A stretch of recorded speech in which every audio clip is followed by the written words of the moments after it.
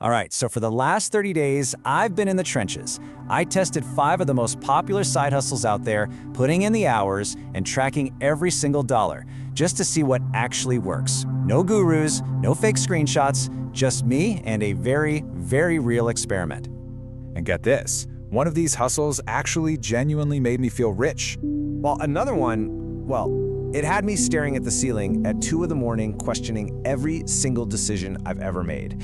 Yeah, the results were not at all what I expected.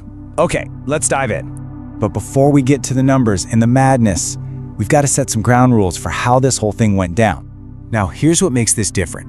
I didn't start with some massive, pre-existing audience to cheat the system. I didn't throw thousands of dollars at ads or fancy software, and I definitely did not have some magical, unwavering discipline. Some days I was on fire, other days Netflix looked really, really good. This is as real world as it gets. All right, first up, we're kicking things off with the one everybody tells you to start with, freelancing. You know, the quote-unquote safe option. So the expectation is simple, right? Just sell your skills. But the reality for that first week was just silence. I mean, I was refreshing my inbox like a broken slot machine and getting nothing. Then the offers started to trickle in, and wow, most of them were just straight up insulting. And this is where the real grind started. I was getting messages asking for a $200 project for 15 bucks. And of course, the classic line from one potential client, "This will be great exposure." Ugh. It was a really tough, frustrating start.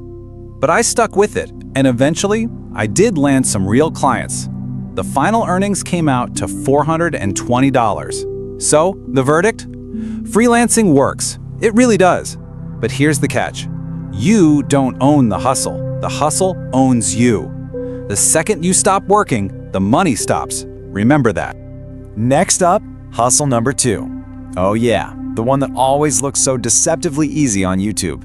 Print on demand. The promise is so seductive. Just upload some cool designs, sit back, and the money just rolls in. The reality? Week 1 was 0 sales. Week 2, I got 1 sale, which was then immediately refunded. I gotta say, that refund felt surprisingly personal, but the real shock was seeing how much I had to spend on ads just to get anyone to even see my stuff. And this is where things got serious, because unlike freelancing, this one cost me money right out of my own pocket. I burned through $120 on ads just testing things and hoping something would finally click. After all that, the total revenue was $180, which means a profit of just 60 bucks. So yeah, it can work, but that number does not tell the whole story. The real lesson here was about all the hidden costs. For a beginner, this is way harder